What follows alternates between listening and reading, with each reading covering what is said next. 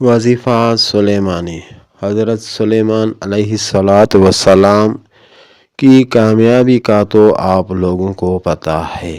بادشاہی وہ بھی پوری دنیا پہ اور تقریباً مخلوقات پہ، جنات بھی اس کے تابع اور بھی بہت ساری مخلوقات اس کے تابع، اور تو اور ہوا بھی اس کے تابع تھی۔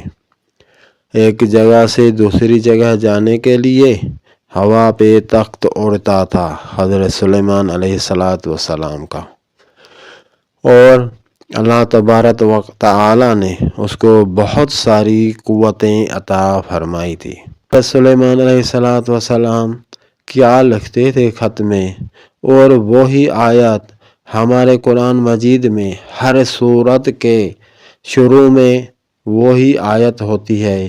آج اس آیت مبارکہ کی برکت ہمیں بیان کرنی ہے اور وہ حاصل کرنی ہے، اور جتنی مرتبہ بھی یہ وظیفہ میں نے تجربہ کیا ہے، لوگوں کو پڑھایا ہے، خود پڑھا ہے، تو الحمدللہ بہت سارے فائدے حاصل ہوئے ہیں، اور ایسا کوئی بندہ میرے پاس نہیں آیا جس نے یہ وظیفہ پڑھا اور اس کا کام نہیں ہوا۔ الحمدللہ سب کا کام ہو جاتا ہے، اور رسول اللہ صلی اللہ علیہ وسلم فرماتے ہیں کہ اسم اعظم ہے۔ اسم اعظم تو اسی وجہ سے اسی کا نام ہوتا ہے کہ وہ جیسے پڑھو اور کام ہوتا جائے۔ وہ کون سی آیت ہے؟ وہ ہے بسم اللہ الرحمن الرحیم۔ یہ قرآن پاک کے شروع میں ہی ہے، سورۃ الفاتحہ میں، سورۃ البقرہ میں، ہر سورت کے شروع میں یہی ہے، بسم اللہ الرحمن الرحیم، یہ آیت، اس کے بعد سورت شروع ہوگی۔ اب اس کے پڑھنے کا کیا طریقہ ہے؟ کوئی بھی کام ہو 1,00,000 مرتبہ پورا کرو، کام تو انشاءاللہ تعالی اسی سے پہلے ہی ہونا شروع ہو جائے گا۔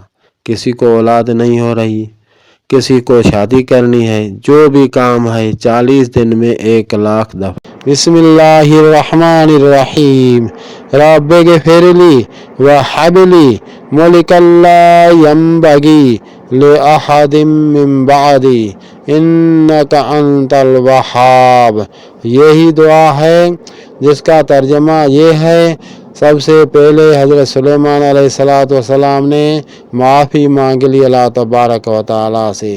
انبیاء تو گناہوں سے پاک ہوتے ہیں، معصوم ہوتے ہیں۔ رب اغفر لی، اے اللہ مجھے معاف کر دے، وہب لی، اور مجھے عطا کر، ملکن، ایسی بادشاہی، لا ینبغی، کسی کو بھی نہ ملے، لأحد من بعدی، میرے بعد کسی کو بھی ایسی بادشاہی نہ ملے، وہ بادشاہی عطا کر جو میرے بعد کسی کو بھی نہ ملے۔ انک انت الوہاب، بے شک آپ ہی عطا کرنے والے ہیں، آپ ہی یہ کام کر سکتے ہیں، ایسی بادشاہی آپ دے سکتے ہیں۔ یقین بھی بن جائے، پہلے استغفار کرو، پھر اللہ تبارک و تعالی سے یہ دعا مانگو، دیکھو تو اللہ تبارک و تعالی کیسے عطا کرتا ہے۔ جس کا یقین بن جائے اللہ تبارک و تعالی عطا کر سکتا ہے تو وہ دعا مانگے، انشاءاللہ تبارک و تعالی اپنی منزل تک پہنچ جائے گا۔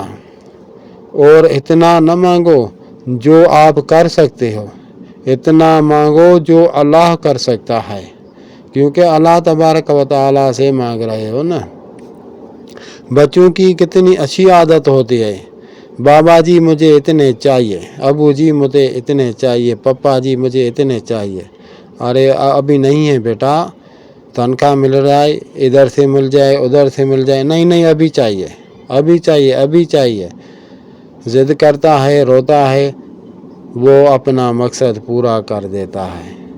لیکن ابو جی پپا جی کا خزانہ، اس کی جیب، اس کی جو بینک بیلنس ہوگا، جتنی بھی ملکیت ہوگی وہ ختم ہونے والی ہے۔ پھر بھی بچہ ضد کر کے اپنا مقصد پورا کر سکتا ہے۔ آپ لوگ جس سے مانگ رہے ہو اس کا خزانہ کبھی ختم ہونے والا نہیں ہے۔